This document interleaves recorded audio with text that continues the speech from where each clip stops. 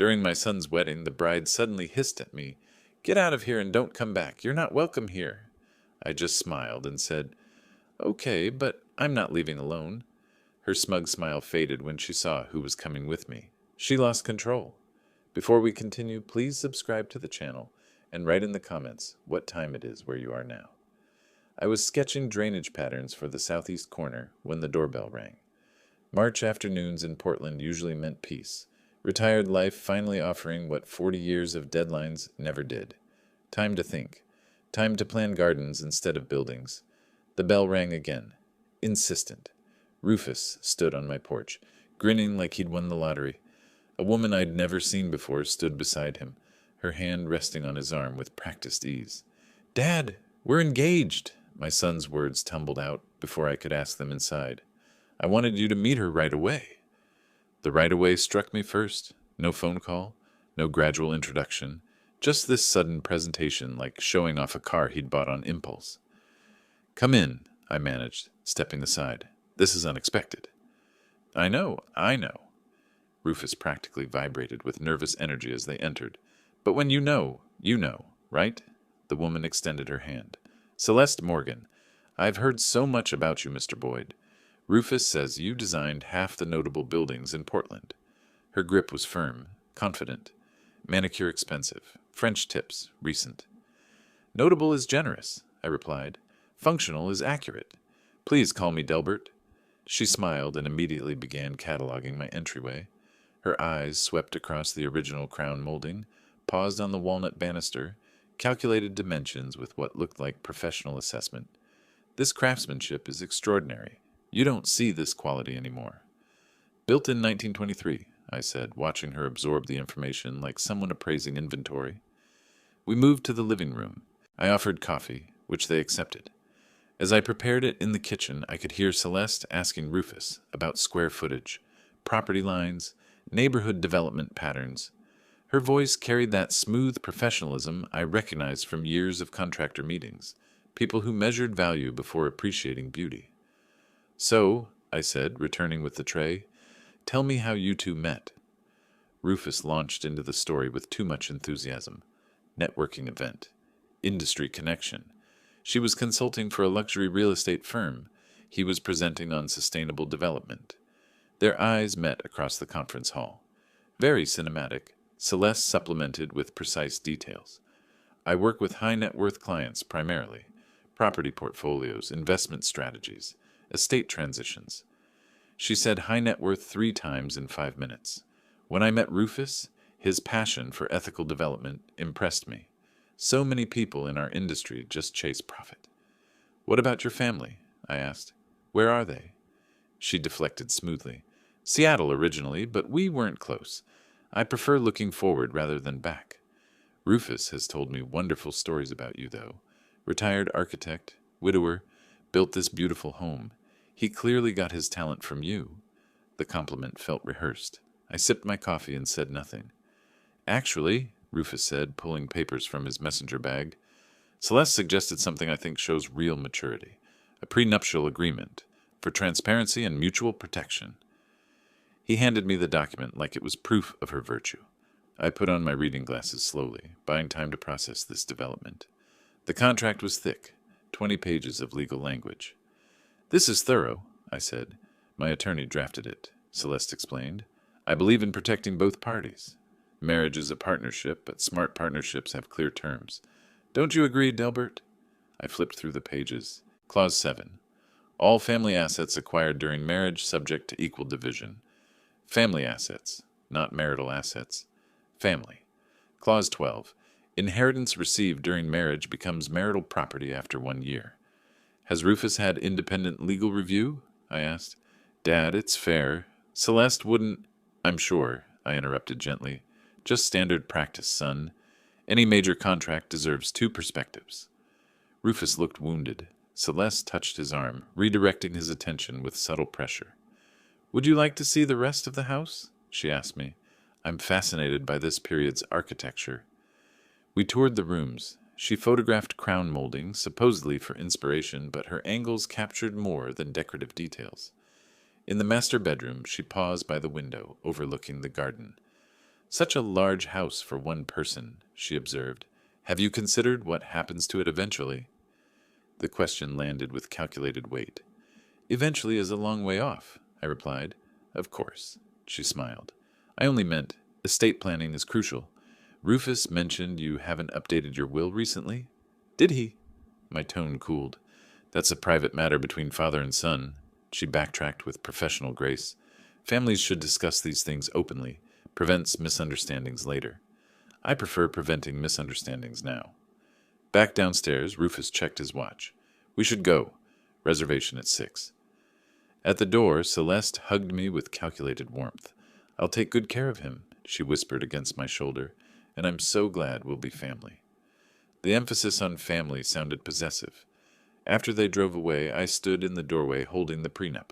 Small details accumulated in my mind like structural defects during inspection. The diamond bracelet she wore, 3 carats minimum, worth more than 6 months of consultant salary. Designer handbag. Knowledge of inheritance law exceeding casual interest. Questions about my will before questions about my favorite foods or hobbies. I walked to my study, spread the contract across my desk, and began making notes. Circled clause 12. Underlined clause 7. In the margin, I wrote one word. Why? The weeks after their visit crawled by with suffocating normalcy. Rufus called regularly, each conversation steering toward wedding plans, venues, guest lists, color schemes. I responded with appropriate enthusiasm, asked appropriate questions, played the role of supportive father. The prenuptial contract sat in my study drawer. Twice Rufus asked if I'd reviewed it thoroughly. Twice I deflected, still reading through the details. Truth was, I'd read it 17 times. Each reading revealed new concerns buried in legal language. But concerns weren't evidence. They were only instincts, and instincts don't convince sons blinded by infatuation. Mid-April arrived with unusual warmth. My former colleague, Robert Chen, called about meeting for lunch downtown. He wanted advice on retirement planning, transitioning from active practice to consulting work. I agreed.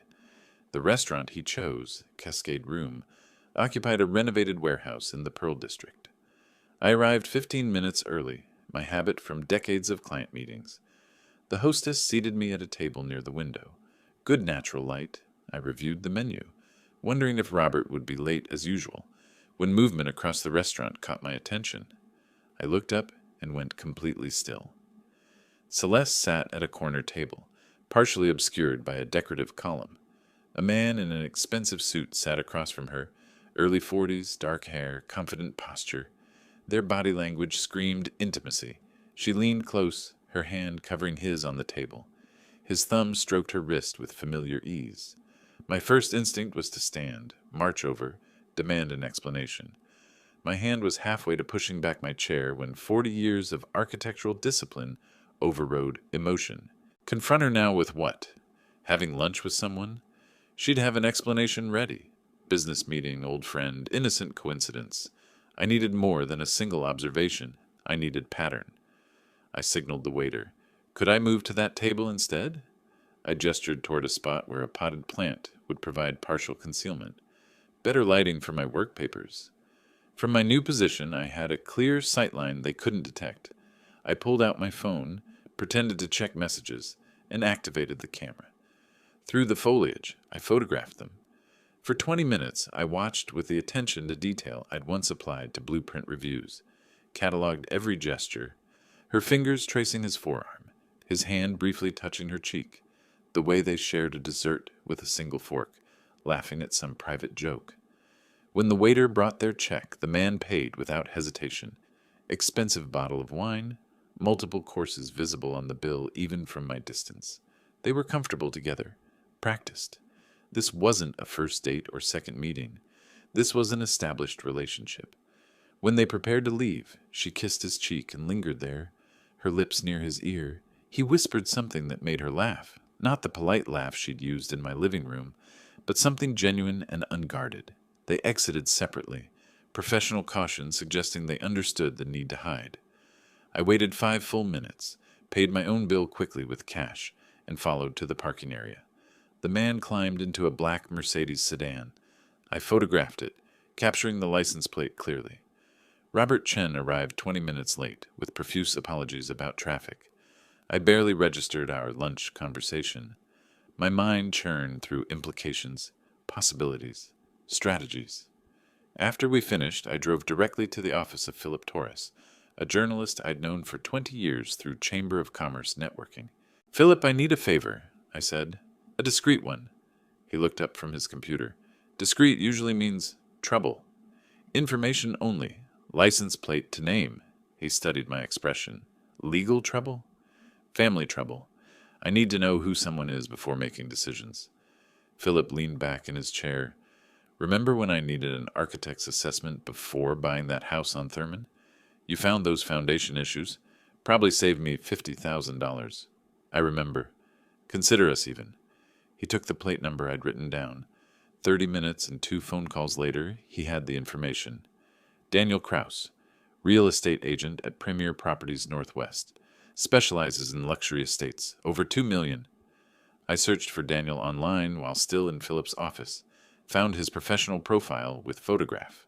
Same man from the restaurant. Match confirmed. Now I needed depth. I researched Portland private investigators that evening, selected Marcus Webb based on his specialty, financial fraud and infidelity cases. His office occupied a modest suite downtown. Webb himself was unremarkable. Mid-40s, average build, forgettable face. Perfect for surveillance work. I explained the situation concisely. My son's fiancée, suspicious prenuptial agreement, intimate lunch with another man. I need her background investigated, particularly romantic history and financial patterns. Webb quoted his rates without emotion. $150 per hour plus expenses. "Whatever it takes," I said. "I want a comprehensive report." He asked one question. "If I find what you're afraid I'll find, what will you do?" I met his eyes steadily. "Protect my son." He nodded and took my retainer check. 2 weeks. I'll be thorough. Those 2 weeks stretched like 2 months. I maintained normal facade with Rufus. Weekly dinners resumed. Wedding planning discussions continued. Celeste joined twice, performing her role perfectly. Affectionate to Rufus, respectful to me, asking my opinion on ceremony details. Each time I smiled, offered suggestions, watched her with new understanding. She was good, really good. If I hadn't seen her with Daniel, I might believe the performance myself, but I had seen. And now I was waiting for proof. Webb called on May 2nd. "Report's ready. You'll want privacy when you read it." We met at his office. The folder he handed over was thick, at least 60 pages. "Took some digging," Webb said, "but the pattern's clear. She's done this before. Twice." I opened the folder and began reading.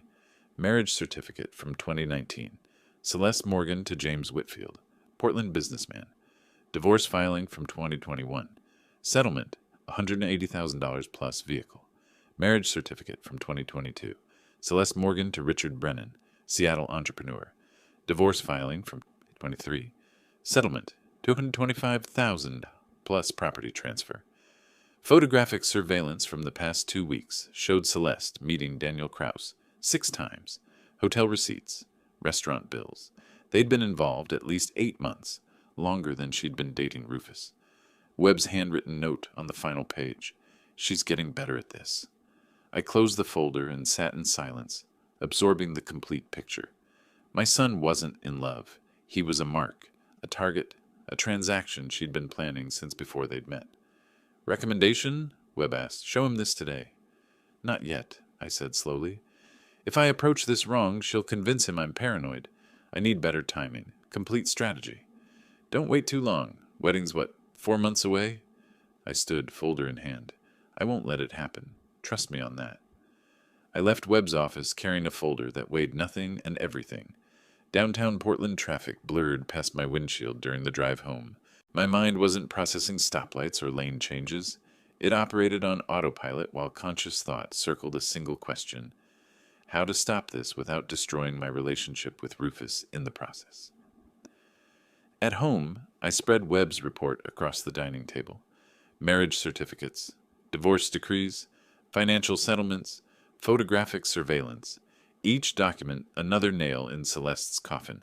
But hammering those nails required precision. Approach Rufus too early, she'd convince him I was jealous. controlling, unable to release him to independent life. Wait too long, legal protections would activate. Timing was everything. I needed expert guidance, not an investigator's facts, but a lawyer's strategy. The next morning, I researched Portland family law attorneys online, selecting Patricia Reynolds after reading her 23 years specializing in prenuptial disputes and fraud cases. Her office occupied a renovated Victorian in Nob Hill. I called at 9 sharp, explained briefly that I needed consultation regarding a fraudulent prenuptial agreement. She had an opening at 11.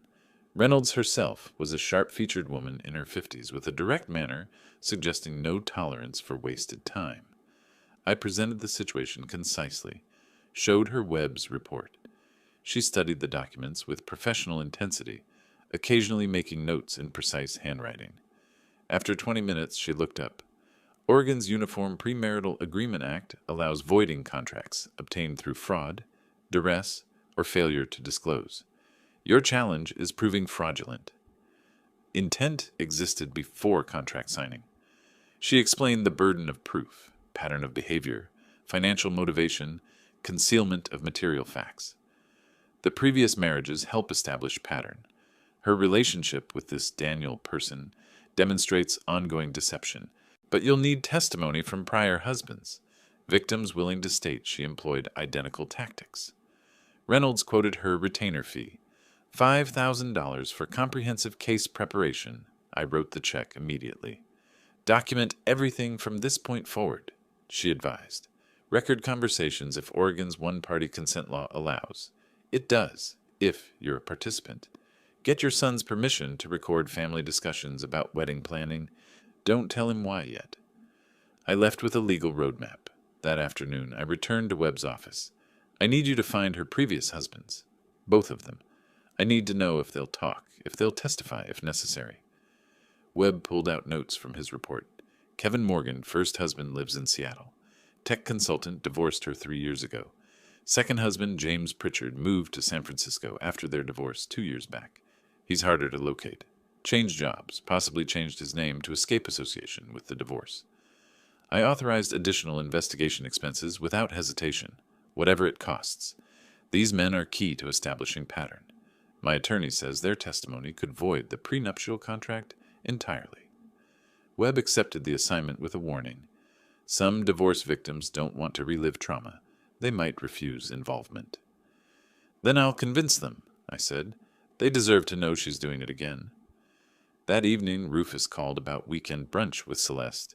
She wanted to bond more with Dad before the wedding. I seized the opportunity. Son, I've been thinking. This is a significant time in your life. Would you mind if I recorded some of our conversations? Family history project. Capturing stories, advice, memories. Something you and Celeste can look back on years from now. Rufus, touched by the sentimental notion, agreed enthusiastically. That's really thoughtful, Dad. Celeste will love that. I purchased a professional recording device the next day. Discrete model used by journalists. Voice-activated, 8-hour capacity. Tested it thoroughly. Audio quality was excellent. Oregon law permitted recording conversations where one party consented. I wasn't breaking any laws, just building an evidence foundation. I created an encrypted folder on my computer, labeled Family Archive 2025. Began a meticulous documentation system. Date, time, participants, key statements, potential legal relevance. Saturday arrived. I activated the recording device in my shirt pocket before Rufus and Celeste arrived for brunch. She entered with practiced warmth, kissed my cheek, brought expensive bakery pastries, complimented recent garden work. Over coffee, the conversation flowed naturally toward estate planning. Celeste initiated smoothly. Delbert, Rufus mentioned you haven't updated your will since his mother passed. That's 8 years. Estate law changes. Tax implications shift. Have you considered reviewing it? I played my role perfectly, slightly confused, appreciative of her concern. I suppose I should. Never been good with legal paperwork? You understand these matters? She leaned forward, eager. I work with attorneys regularly through real estate transactions. I'd be happy to recommend someone. Or we could discuss as family. Understanding everyone's situation helps with long-term planning. Family planning? I repeated carefully.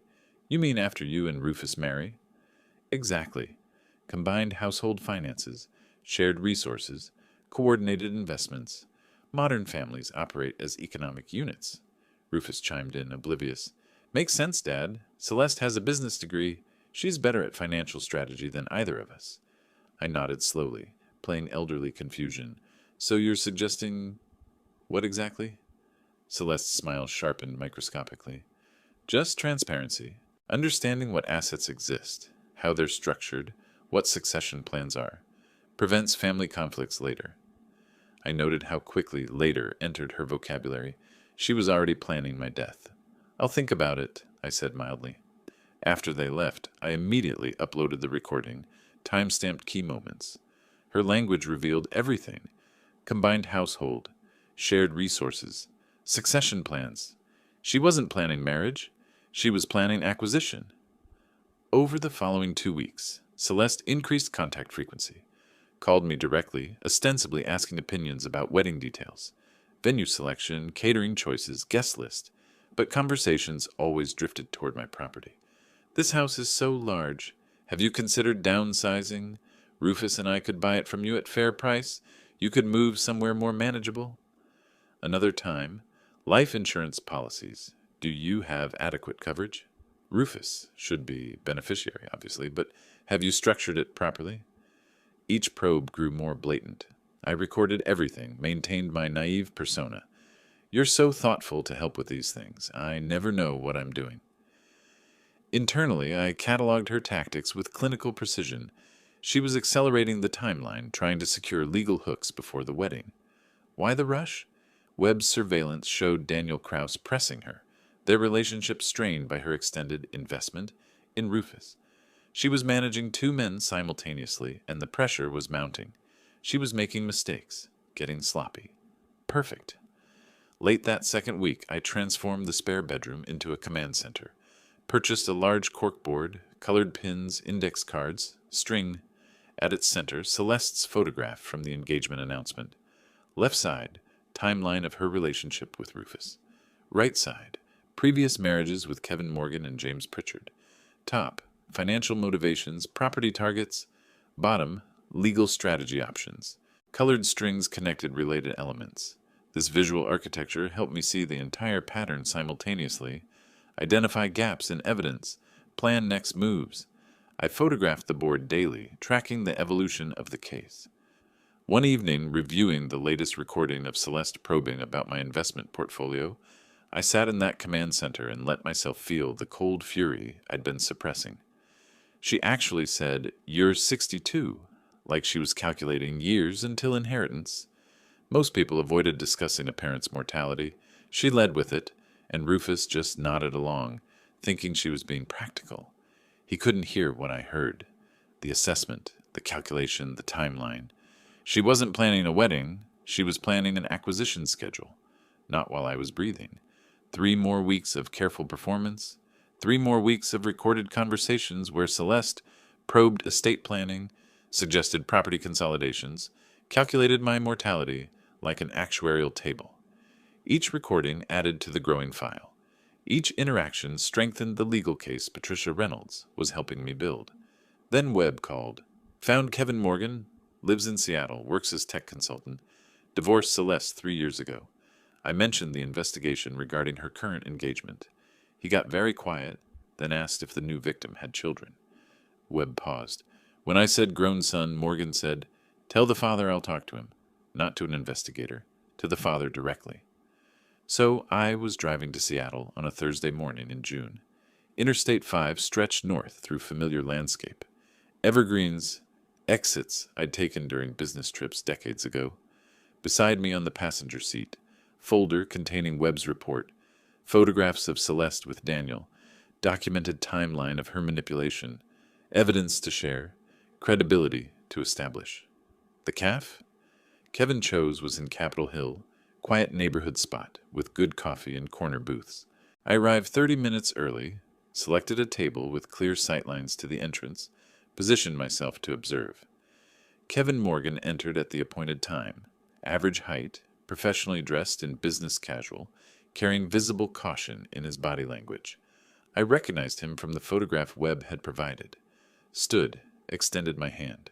"Mr. Morgan, I'm Delbert Boyd. Thank you for agreeing to meet." He shook my hand, assessed me carefully before sitting. "Your investigator said she's engaged to your son. How old?" 37. Kevin winced visibly. "Perfect age. Old enough to have assets. Young enough to rebuild career. I was 39 when I met her." I ordered coffee for both of us. Didn't rush into interrogation. Instead asked, "How are you now? 3 years later?" Kevin appreciated the question. "Better. Rebuilt my consulting practice, though I lost a key client in the divorce settlement. She positioned herself on paper as a business partner, despite never working a day in her life. Financial recovery took 2 years. Emotional recovery is ongoing." His honesty broke the ice. I responded, "I'm trying to prevent my son from experiencing what you experienced. That's why I'm here. Not just for legal ammunition, though I need that, but to understand what I'm actually fighting." Kevin nodded slowly. "You're fighting a professional. She's not a casual con artist. She's studied this, perfected it, made it a career." Over the next hour, Kevin described the entire relationship arc. Met Celeste at a networking event where she positioned herself strategically near successful attendees. She did research, knew my company name, asked intelligent questions about cloud infrastructure, seemed genuinely interested in my work, not just my income. At least that's what I thought. The courtship was intense. She matched his interests perfectly, introduced him to expensive restaurants. After 4 months, she suggested engagement. Said, "When you know, you know." I was flattered. Previous relationships had been cautious, distant. Her certainty felt like validation. The prenuptial contract came with explanation. She said she'd been hurt before, needed legal clarity, wanted to protect both of us. The contract looked balanced. Equal division of assets acquired during marriage.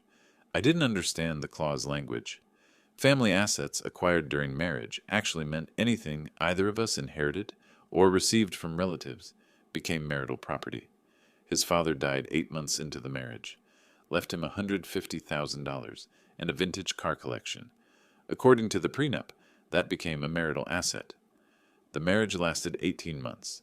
She changed after the wedding, distant, critical, increasingly demanding. Started an affair with a real estate investor. I found hotel receipts. When I confronted her, she filed for divorce immediately. Her attorney was aggressive. Mine was outmatched. Settlement cost him $180,000, the car collection, and 30% stake in his business. Kevin's voice stayed level, but his hands shook slightly, holding the coffee cup. She knew the timing, waited until the inheritance cleared, then pulled the trigger. The whole thing was planned from the beginning. I shared my own folder, Webb's investigation, recorded conversations with Celeste, timeline of manipulation. Kevin reviewed the materials with growing recognition. Same pattern. Exactly. Look at this line. Family resource consolidation. She used those exact words with me. It's scripted. He examined the photograph of Celeste with Daniel Kraus. Different man, same dynamic. She always has a backup plan, someone to fall back on when the mark is exhausted. I asked directly, "Would you be willing to provide a written statement? Testify if necessary to void her prenuptial contract with my son?" Kevin didn't hesitate. "Yes. I should have spoken up when the investigator contacted me after she married the second husband. Guilt's been eating at me. If I'd warned him—" I interrupted gently. "You're warning me now. That's what matters." We drafted the statement together on his laptop. Detailed timeline, specific manipulation tactics, financial outcome, pattern recognition. Kevin signed it, provided contact information. "Call me any time. Whatever you need. She shouldn't be allowed to keep doing this." As our meeting concluded, Kevin offered final insight. "Your son won't believe you at first. I wouldn't have believed anyone trying to warn me. She's that good at creating alternative reality. She'll have explanation for everything. The other man is a business associate. Previous marriages ended amicably. Your suspicions are overprotective paranoia." I acknowledge this fear. It's already happening. He's been distant, canceling our weekly dinners, making excuses. She's orchestrating it. Kevin nodded grimly. Textbook strategy. Separate target from support system, especially skeptics. Timing's crucial. You need overwhelming evidence presented at a moment he can't dismiss it, not gradual revelation, single devastating confrontation with irrefutable proof. I absorbed this advice. I'm building toward that. When I show him, it'll be the complete picture, not a fragment he can rationalize away. Kevin stood, shook my hand firmly. Save your son. I wish someone had saved me. I drove back to Portland with Kevin's signed statement secured in the folder beside me. I felt a shift in momentum. The pattern now had human testimony. The abstract became concrete. But as I crossed back into Oregon, my phone buzzed with a text from Rufus. Dad, sorry to cancel Sunday dinner again. Wedding planning is crazy busy. Celeste says we need to finalize the venue this weekend. Rain check? It was the third cancellation in 4 weeks. I recognized the strategy Kevin had warned about. Isolation by increments. Each excuse reasonable. Cumulative effect, separating target from protection. I responded simply, Of course, son. Let me know when you're free. But driving through late afternoon traffic, I calculated, the wedding was 10 weeks away. Celeste was accelerating her timeline, consolidating control over Rufus. My evidence gathering was thorough, but time-consuming. The question became, could I build a complete case before the wedding, locked Rufus into a legal trap? Mathematical problem. Architect's challenge. The answer needed to be yes. Kevin Morgan's signed statement joined the growing evidence file. I added it to the command center board, connecting his testimony to Celeste's current manipulation tactics with red string. The pattern was undeniable now, a professional operation refined over multiple victims. But collecting evidence and reaching my son were different challenges. The Sunday after the Seattle trip, Rufus called. Dad, can we reschedule dinner? Celeste needs help choosing between venues. I agreed. Following Sunday, photographer meeting ran late. Third Sunday. Sorry, Dad. Wedding planning is overwhelming. We'll catch up soon. 3 consecutive cancellations. Our tradition, maintained even during his college years abroad, now abandoned. Celeste was executing exactly what Kevin had warned about. Isolation by increments. By mid-July, I understood. She'd sensed something. My performance had slipped somehow, or her instincts detected danger. Either way, she was moving to neutralize me. Wednesday evening, I was preparing dinner when the phone rang. Rufus's voice carried unfamiliar tension. Dad, we need to talk. Celeste thinks. I've been thinking about our relationship. Warning bells immediately. I kept my voice neutral. What about it? You've been distant lately. When we visit, you ask strange questions. Celeste noticed you're recording conversations. She thinks it's because you don't trust her. My mind raced. How did she know about the recordings? Did Rufus tell her about the family history project? Son, those recordings are for preserving family memories, like I explained. That's what you said, but why do you need to record everything?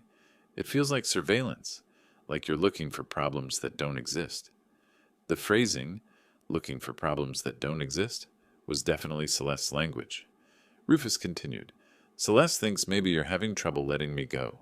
She says parents sometimes sabotage their kids' relationships because they fear abandonment. Textbook manipulation. Reframe protective concern as selfish control. I responded carefully. I support your happiness, Rufus. Always have. Then why does Celeste feel unwelcome? Why do you interrogate her about finances and estate planning? I don't interrogate. I engage in conversations she initiates. She says you twist things, make innocent questions seem suspicious. The conversation spiraled. Rufus grew defensive. I remained measured, but felt my son slipping away. The call ended with Rufus saying, Maybe we should take a break from dinners until after the wedding. Give everyone space to breathe. I agreed. What choice did I have? But recognized this as Celeste's victory. Complete isolation achieved. The following morning, I met Reynolds at her office, explained the deteriorating relationship with Rufus, Celeste's counterattack. She listened with professional sympathy. This is expected. She's protecting her investment. Your son is an asset she's cultivated. She won't let you interfere without a fight. Can I approach him now? Show him the evidence? Reynolds shook her head firmly. Partial revelation is dangerous. You'll show him the investigation. She'll explain it away. Your father hired a detective because he's paranoid. You present the previous marriages, she says. I was young, made mistakes, learned from them. You showed Daniel Kraus photographs, she claims. Business associate. Your father's twisting innocent meetings. Every piece of evidence you reveal prematurely becomes inoculation. She builds antibodies against the truth. So I do nothing while she turns him against me? You continue building the case. We need overwhelming proof presented at a moment she cannot spin it. Wedding day itself might be ideal. Public setting, emotional stakes high, her guard lowered by perceived victory. I considered this. You're suggesting I let the wedding proceed to the brink of disaster. I'm suggesting you strike when the target is most vulnerable. Celeste expects opposition before the wedding. She's defending against that. She won't expect opposition at the wedding. Element of surprise is your advantage. That afternoon, Webb called. She met Daniel again. Downtown Marriott, room 847. Spent 3 hours there yesterday. I couldn't get inside, obviously, but I planted an audio device in the hallway near the door. Not admissible in court, but gives us intelligence. He emailed the encrypted audio file. I downloaded it, played the recording through headphones. Hotel corridor sounds, elevator dings, footsteps, muffled voices. Then a door opening, Celeste's laugh, Daniel's lower voice. The door closed, but the device captured their conversation through poor insulation. Quality was marginal, but words emerged clearly enough. 10 more weeks of this charade? 8. Wedding's August 16th. After that, timeline accelerates. And the father? He's a problem? Handled. I have isolated the son effectively. Old man can suspect whatever he wants. Rufus won't believe him now. Sound of ice and glass. Movement. You said that about Morgan's brother. He nearly derailed everything. This is different. Rufus is more malleable. No close family except father, and I've poisoned that relationship. After the wedding, the prenup activates. Give it 18 months. 18 months playing devoted wife? I've done longer. Remember the contractor? 2 years of that tedium. This one's easier. He actually believes I love him. Cruel laughter from both. I stopped the playback. Sat in silence. Hearing her voice, not the warm tone she used with me, but cold calculation with Daniel, crystallized everything. This wasn't romance gone wrong. It was premeditated fraud, and Rufus was completely blind to it. The following Sunday, I violated my own strategic patience. Drove to Rufus's apartment unannounced, hoping to catch him alone. He answered the door with surprise, bordering on irritation. "Dad, what are you doing here?" "Wanted to see you. We've barely talked in weeks." He didn't invite me inside. We talked in the doorway, awkward and stilted. I tried an indirect approach. "Son, have you had an independent attorney review the prenuptial contract?" "Why would I need that? Celeste's attorney drafted it fairly. Standard practice to have separate legal counsel." "Dad, stop. This is exactly what Celeste warned about. You're trying to undermine our relationship." "I'm trying to protect. I don't need protection. I'm 37 years old, capable of making my own decisions." I saw Celeste's purse on the entry table, realized she was inside listening, probably coached this entire exchange. "Rufus, please, just listen." "No, you listen. If you can't support this marriage, maybe you shouldn't attend the wedding. Think about that." He closed the door. I stood in the empty hallway, feeling defeat. Driving home, I understood. Reynolds was right. Partial approach failed. I needed overwhelming confrontation, not gentle persuasion. But the cost was watching my son drift into disaster while I prepared. Back home, I updated the caseboard with latest developments. Created a new section. Counterattack timeline. Documented each cancellation. Rufus's changing language. Celeste's escalating control. Added the transcript of the hotel recording. Photographs Webb had captured. The evidence Webb covered an entire wall now. Financial documents. Surveillance photos. Kevin Morgan's testimony. Recorded conversations. Timeline analysis. Any objective observer would see the clear pattern. But Rufus wasn't an objective observer. He was the target, the mark, the victim in progress. I stood before the board, architect analyzing complex structure. The foundation was solid. Legal framework through Reynolds, victim testimony through Kevin, surveillance evidence through Webb, documented manipulation through recordings. But timing remained the critical variable. Strike too early, the structure collapsed. Wait too long, Rufus was legally trapped. Wedding date, August 16th, loomed like a deadline. 8 weeks away now. I made my decision. Let Celeste think she'd won. Play the defeated father accepting loss. Lower her guard completely. Then at the wedding, when she was most vulnerable, most confident, most exposed, strike decisively. No warning, no mercy, complete revelation. Late July became early August. Weeks of silence from Rufus. No calls, no texts, complete radio silence. I maintained the strategic withdrawal, resisting every urge to reach out. Let Celeste believe she'd won. Let her guard drop. Meanwhile, the work continued. Webb submitted final surveillance reports. Celeste and Daniel met 4 times in 10 days as the wedding approached. Hotel rooms, expensive restaurants, extended afternoons at his waterfront condo. Each meeting documented, photographed, time-stamped. The pattern was clear. They were planning the post-wedding phase, confident in their scheme. Patricia Reynolds organized the evidence into a legal presentation. Victim testimony, financial documentation, surveillance materials, recorded conversations, prenuptial analysis. This would convince any judge, she said, but your audience is your son, not a court. Arrange materials for emotional impact, not just legal strength. 2 weeks before the wedding, I was ready. Then the phone rang. It was Wednesday evening, August 6th. I was in the command center arranging evidence packets when Rufus's name appeared on my screen. First call in 3 weeks. Dad. His voice was uncertain, almost sheepish. Hi, son. Silence stretched between us. Then, wedding Saturday. I know we've had distance lately, but you're still my father. I want you there. I was careful. Does Celeste want me there? He trailed off. She thinks maybe it's not a good idea. But it's my wedding, too. I'm inviting you. I appreciate that. Of course I'll attend. Really? I thought maybe you'd... I support your happiness, Rufus. Always have. More silence. I sensed he wanted to say more, couldn't quite form the words. Finally, ceremonies at 3 p.m. Brookside Country Club, reception following. You don't have to stay long if it's awkward. I'll stay as long as appropriate, I said, but I need to tell you something important at the wedding. Will you give me a few minutes of your time? Before or after the ceremony? Your choice. Important? Like what?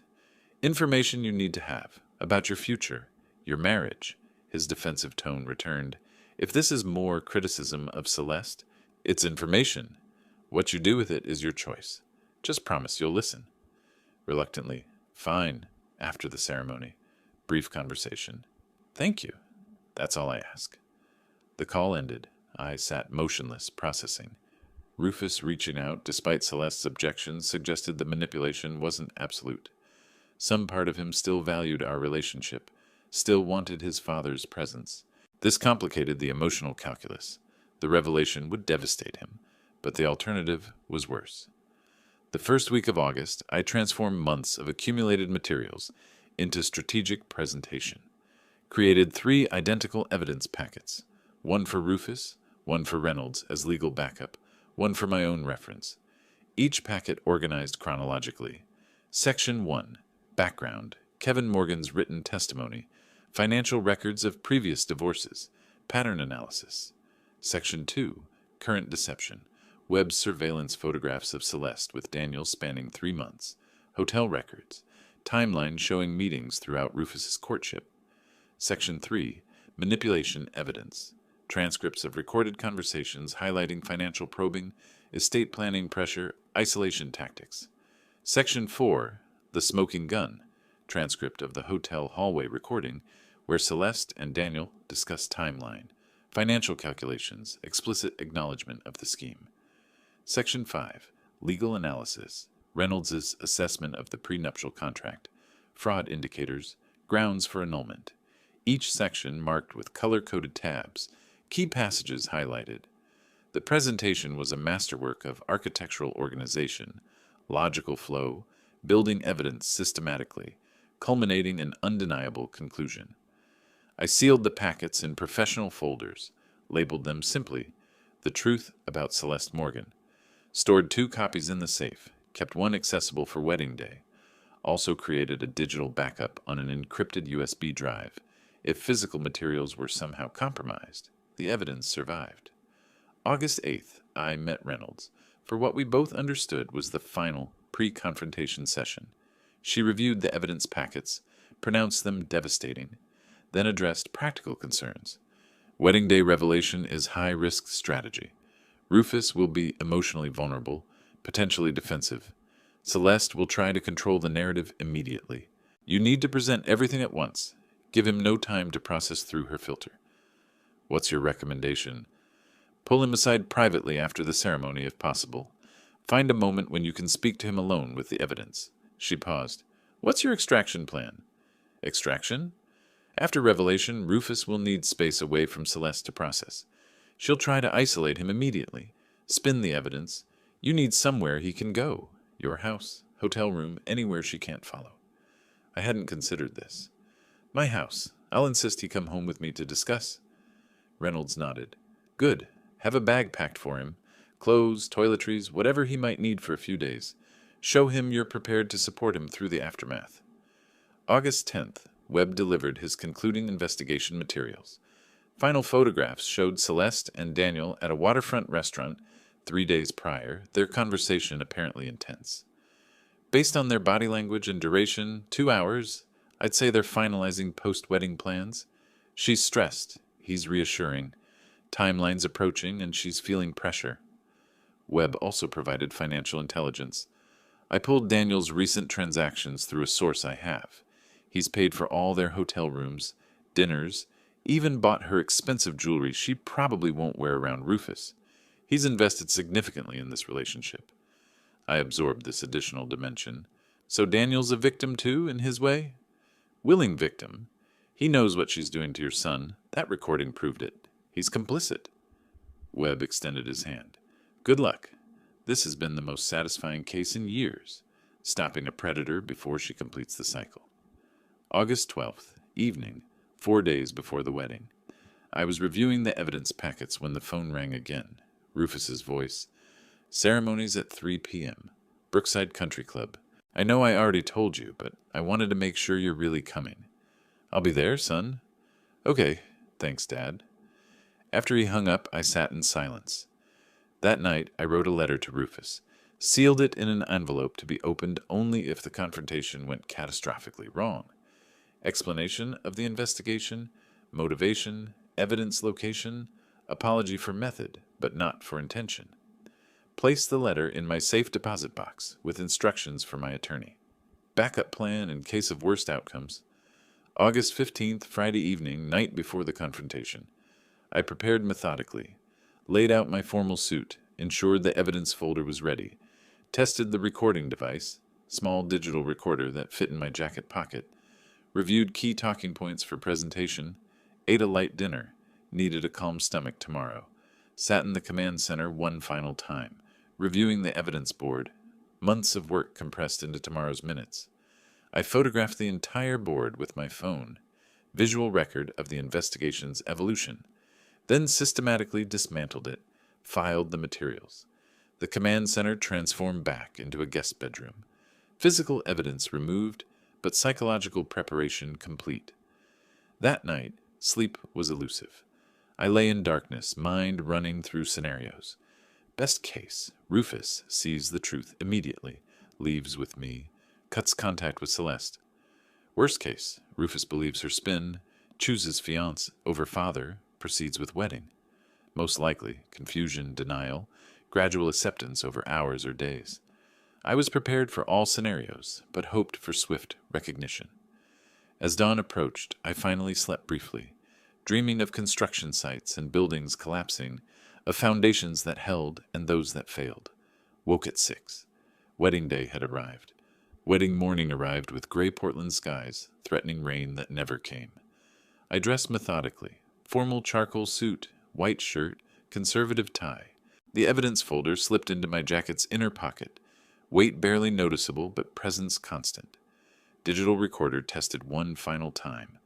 Battery full, memory clear. Voice activated function engaged.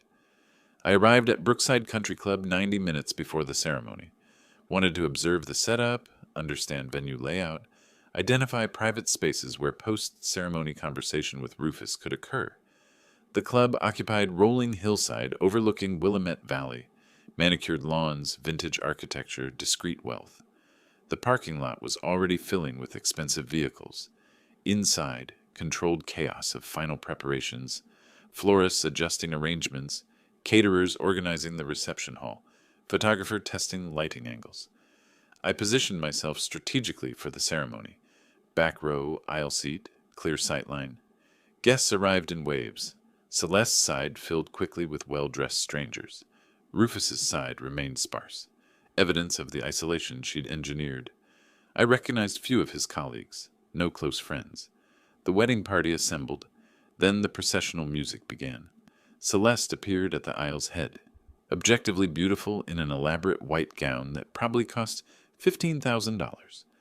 She walked toward Rufus with practiced grace, smile radiating confidence. I activated the recording device with a subtle pocket touch. Vows were exchanged. I promised to love, honor, cherish, each word from Celeste's mouth a documented lie. Rings placed. I now pronounce you husband and wife. Guests applauded. The couple kissed. I watched my son seal a legal trap, knowing I had perhaps 30 minutes to spring him free. The reception began in the adjacent ballroom. Cocktail hour proceeded. Champagne flowing. Appetizers circulating. I maintained a peripheral position, declined alcohol, observed. Celeste remained attached to Rufus's arm, steering conversations, intercepting anyone who approached him independently. Classic control behavior. I tracked the venue layout mentally.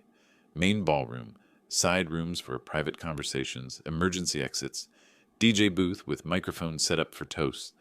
Identified optimal private space, small library off the main hallway. Door closes, windows provide light, furniture suitable for document review. Reception transitioned to seated dinner. Assigned seating placed me at table 8, far from the head table where the newlyweds sat elevated. Deliberate slight, undoubtedly Celeste's arrangement. Throughout dinner I watched her. She was radiant, victorious, completely confident. Perfect. Then dessert concluded, and the DJ announced, "Now we'll hear from the bride's parents," followed by father of the groom. Before toast began, Celeste excused herself from the head table. She detoured to my table, leaned down close, voice low enough only I could hear. "Delbert, I want to thank you. You raised a wonderful son. Your job is complete now." She paused, gauging my reaction. I remained expressionless. "This is my family now. Rufus and I discussed it. We need space to build our marriage without interference, meaning you should probably leave soon. You've been here for the ceremony. That's sufficient." "Rufus asked me to stay for toasts," I said calmly. "Rufus asks for many things when he's being sentimental. I'm telling you what's actually best for him. And frankly," her mask slipped slightly, contempt breaking through, "you're excess here. You don't fit with our friends, our lifestyle, our future. Go home. Don't come back." She straightened, smoothed her dress. I spoke quietly. "All right, Celeste." She smiled, vindicated. "But I'm taking someone with me when I leave." She paused, processed this. "Taking someone? What does that mean?" "You'll see shortly." Something in my tone finally registered. Her confidence wavered microscopically. "What are you—" "Enjoy your reception, Celeste. What's left of it." I stood, walked toward the DJ booth. She watched, uncertainty blooming into concern, but couldn't pursue without creating a scene. I reached the DJ booth as the bride's parents concluded their generic well wishes. The DJ extended the microphone. "You're next, sir, father of the groom." I accepted the microphone, stepped to where the entire reception could see me. 200 faces turned my direction. Rufus watched from the head table, anxious but expecting a conventional toast. Celeste's expression showed first real alarm. "Thank you all for attending this celebration. I'm Delbert Boyd, Rufus's father." Standard opening. Guests relax slightly. Traditionally, this is the moment for a toast, celebration, well wishes. Welcoming a new family member? Pause. "I'm not giving that toast. What I have to say is more important than tradition. Rufus," I looked directly at my son, "I need to speak with you. Privately. Immediately. This cannot wait." The room's energy shifted, sensing irregularity. Rufus half stood. "Dad? What are you—" "Rufus, I need to speak with you. Privately. Right now. This is extraordinarily important." Silence blanketed the reception. Celeste's face drained of color. This can wait. Let's continue the reception. Address family matters later. No, I interrupted firmly. This cannot wait. Rufus, give me 10 minutes. Private conversation. What I show you will change everything. Reception frozen in confused silence. Guests whispered, uncertain whether this was planned drama or real conflict. Rufus stood fully, torn between my urgency and Celeste's restraining hand on his arm. She hissed something inaudible. He shook his head, stepped away from the table. 10 minutes, Dad. Then you need to explain why you're disrupting my wedding. He walked toward me. Celeste rose to follow. I raised my hand. Just Rufus. This conversation is between father and son. He's my husband now, Celeste protested. I have a right. You have no rights to this conversation. Rufus, please. Library down that hall. Just us. Rufus nodded, uncertainty clear but curiosity stronger. We walked toward the exit. Behind us, Celeste called. Rufus, don't let him manipulate you. Whatever he's about to say. Her voice faded as we entered the hallway. I guided my son to the library, opened the door, gestured inside. Rufus entered. I followed, closed the door firmly. Through the wood, muffled sounds of the agitated reception. We were alone now. The moment of truth had arrived. The library door clicked shut. Silence pressed against us, thick, anticipatory, breakable. Rufus stood near the bookshelf, arms crossed defensively, jaw set, his wedding suit still perfect, boutonniere still fresh, husband for less than 3 hours. All right, he said tersely. 10 minutes. You've destroyed my wedding reception for this. Show me whatever evidence justifies that. I removed the folder from my jacket, placed it on the mahogany table centered in the room, maybe 2 inches thick, months of investigation compressed to portable form. My hands were steady. I'd spent too long preparing for this moment to tremble now. Before I open this, understand something. Everything inside was legally obtained. Nothing fabricated, nothing misinterpreted. Independent verification available for every claim. Why are you talking like a lawyer? Just show me. I opened the folder to the first section. This is testimony from Kevin Morgan. Rufus frowned. Who? Celeste's first husband. His expression flickered. Surprise. She told me she'd never been married. I slid the document across the table. Read it. He picked up the pages reluctantly, began scanning. Kevin's statement was detailed. Courtship timeline, engagement after 4 months, prenuptial contract, marriage duration, financial manipulation, divorce settlement costing him $180,000 plus business stake. Rufus read slowly, color beginning to drain. This could be fake. Anyone could write. Kevin signed it. Notarized statement. He's willing to testify under oath. Here's his contact information. Call him right now if you doubt. I pushed my phone across the table. Rufus stared at the document, not reaching for the phone. There's a second husband, I continued quietly. James Pritchard. Similar pattern, similar outcome. She's done this before, Rufus. Twice. You're the third target. No. The word came out weak. She would have told me. Why would she tell you? That information destroys the illusion she's carefully built. I opened the second section. Photographs spilled across the table. Celeste and Daniel Kraus at restaurants, entering hotels, walking through parks. Timestamps spanning March through August. Who is that? Rufus asked, voice hollow.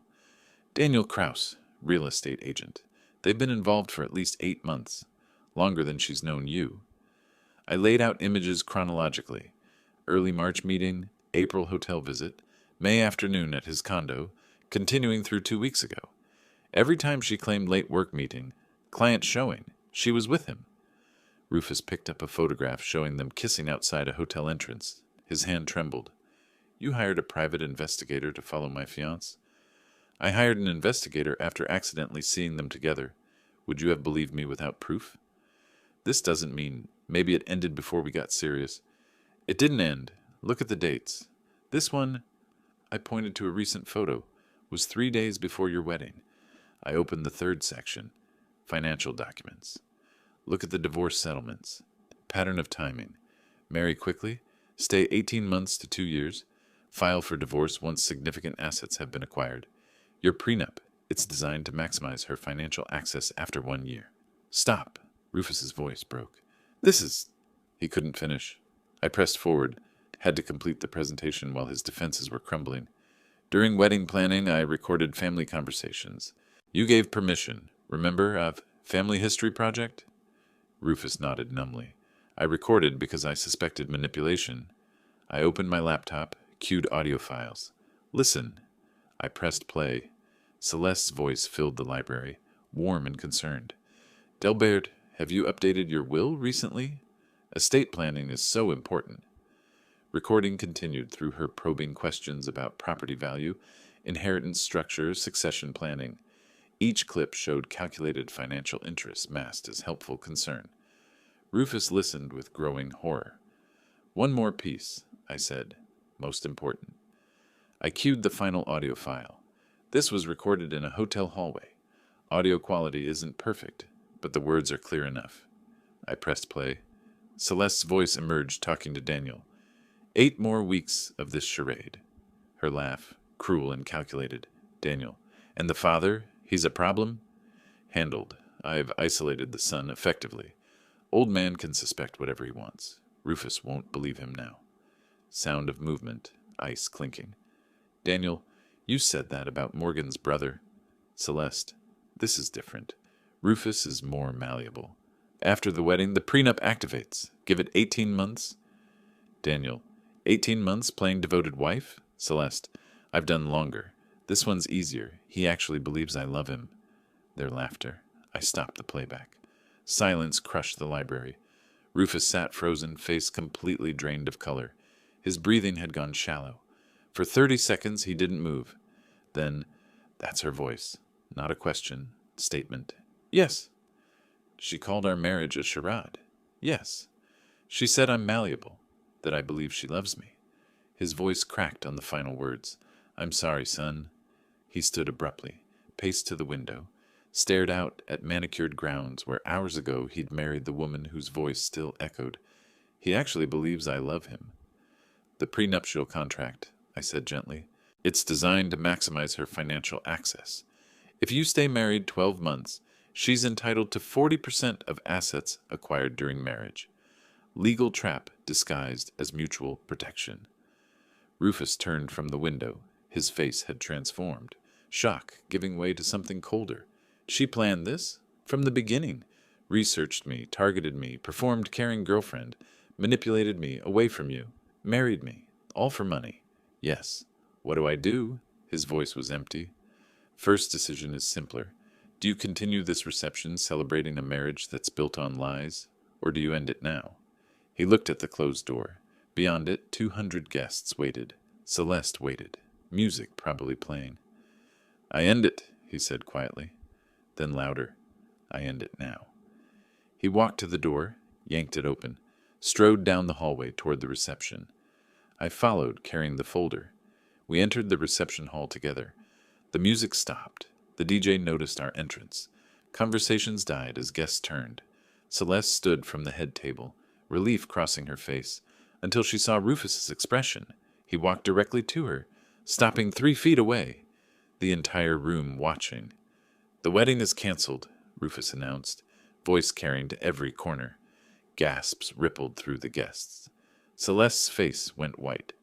Everyone can leave. Reception is over. I apologize for the disruption, but this marriage was a mistake. Please go. He turned, walked back toward the exit. Celeste found her voice. Rufus, what did he tell you? What lies? The truth, Rufus said without turning. About Daniel. About your previous marriages. About your plans for our marriage. He's lying. He's manipulating you. Showed you fabricated evidence. Rufus stopped. Turned. I heard your voice, on recording, discussing timeline, calling me malleable, laughing about how I actually believe you love me. Her face drained further. That was taken out of context. What context makes 18 months of charade acceptable? She had no answer. Stop. Just stop, Celeste. He looked at the confused guests. Please leave. This is over. Celeste turned on me, screaming, You destroyed my wedding. I'll sue you for harassment, defamation, invasion of privacy. Everything was obtained legally, I said calmly. One-party consent recording laws, standard surveillance, voluntary testimony. Your attorney will confirm it's admissible. You'll regret this, both of you. I'll take everything in court. You'll get nothing, Rufus said. The prenup is void due to fraud. My attorney's already prepared annulment papers. He walked toward the exit. I followed. Behind us, chaos erupted. Guests standing, confused conversations, Celeste's voice rising in desperate protest. We pushed through the doors into evening air, father and son, together. We drove away from Brookside Country Club in silence. Rufus sat in the passenger seat, still wearing his wedding suit, minus the boutonniere he'd torn off and discarded. His hands trembled slightly, shock settling into his system like poison. At my house, he went directly to the guest room, his childhood bedroom, essentially unchanged, and stayed there 3 hours. I didn't intrude. Let him process alone. When he emerged, his face was blotchy from crying, but his voice was steady. Tell me what happens next legally. That night, we called Patricia Reynolds. She arrived within the hour, spread evidence across my dining table, explained legal strategy. Rufus listened like a man receiving a terminal diagnosis, absorbing information about dissolution of the life he thought he'd built. 5 days later, Celeste's attorney served papers. She was suing for breach of contract and emotional damages. $1 million. Reynolds smiled when she read it. Perfect. She's engaging on legal ground where we're strongest. We met in Reynolds' office a week after the wedding confrontation, morning light through windows. The three of us around a conference table covered with legal documents and evidence files. Reynolds reviewed Celeste's lawsuit with professional detachment. She's claiming you breached the prenuptial contract by refusing to honor the marriage, seeking enforcement of contract terms plus emotional distress damages. Classic aggressive legal posturing meant to intimidate you into settlement. Rufus looked exhausted. Can she win? No. The contract was procured through fraud. Your father documented that extensively. But we'll need to prove fraudulent intent in court. That means presenting all evidence publicly. Kevin Morgan's testimony, surveillance materials, recordings, financial analysis. She paused, assessing Rufus carefully. This will be painful. Your private humiliation becomes public record. Celeste's attorneys will argue you were a willing participant who changed his mind after the wedding. They'll paint you as vindictive. Let them, I said, because we have her voice on recording, calling the marriage a charade, discussing an 18-month timeline, laughing about his belief in her love. We have 2 previous victims with identical patterns. Reynolds organized papers into presentation folders. The hearing is scheduled 2 weeks out. I'll file a counter motion to void the contract based on fraud. We'll request the court also refer the matter to the district attorney for criminal investigation. The week before the hearing, Reynolds conducted practice testimony with Rufus. She played opposing counsel, attacking his credibility with brutal efficiency. Mr. Boyd, isn't it true you willingly pursued a relationship with Ms. Morgan? That you proposed marriage? That you signed the prenuptial agreement after reviewing its terms? Rufus, exhausted from emotional turmoil, struggled to maintain composure. Yes, but I didn't know. Didn't know what? That relationships require trust? Or did you simply regret your decision and concoct an elaborate fraud narrative to escape consequences? That's not. You hired a private investigator to follow your fiancé, recorded private conversations. These are actions of a paranoid, controlling individual, not a victim. Rufus's hands clenched.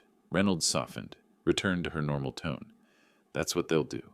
Twist facts, attack character. You need to stay calm, stick to evidence. When they attack, respond simply. I believed I was in an honest relationship. Evidence proved otherwise. The courthouse hearing room was smaller than I expected. Wood paneling, judge's bench elevated, gallery seating for perhaps 30 people. Celeste sat at the plaintiff's table with 2 attorneys.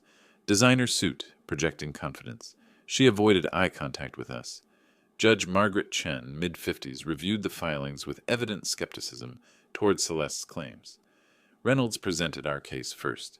Your Honor, this isn't a simple contract dispute. It's exposure of systematic fraud. Ms. Morgan has a pattern of targeting financially stable men, marrying quickly, positioning herself legally, then divorcing profitably. Mr. Boyd is the 3rd known victim. We have testimony from a previous husband. Kevin Morgan took the stand, sworn in, recounted his experience. Celeste's attorney objected repeatedly, irrelevant to current case, but Judge Chen allowed testimony. Pattern evidence is relevant to fraudulent intent claims. Kevin was articulate, detailed, credible. Described identical courtship tactics, prenuptial manipulation, financial devastation. Under cross-examination, Celeste's attorney tried discrediting him. Isn't it true you're bitter about your divorce? That you've contacted Ms. Morgan's subsequent partners, seeking revenge? I contacted this young man's father, Kevin corrected firmly, to prevent him from suffering what I suffered. That's not revenge. That's decency. Gallery observers took visible notice. Reynolds then played the hotel recording. The courtroom heard Celeste's voice. 18 months of charade. He actually believes I love him. Laughter. Judge Chen's expression hardened. Celeste whispered urgently to her attorneys. Reynolds's financial expert, forensic accountant Thomas Brennan, testified about Celeste's divorce settlements. 2 previous marriages, both ending in substantial financial transfers, pattern of timing suggesting calculated extraction. Based on documentation, Ms. Morgan's income from consulting work averages $40,000 annually, yet her lifestyle exceeds 3 times that income. The discrepancy is explained by divorce settlements totaling over $400,000 combined. Celeste's attorneys argued circumstantial evidence, character assassination, selective presentation, but momentum had shifted decisively. Judge Chen delivered her ruling from the bench. Having reviewed evidence, including recorded admissions, testimony from a previous victim, and financial analysis, this court finds the prenuptial agreement was procured through fraudulent misrepresentation and concealment of material facts.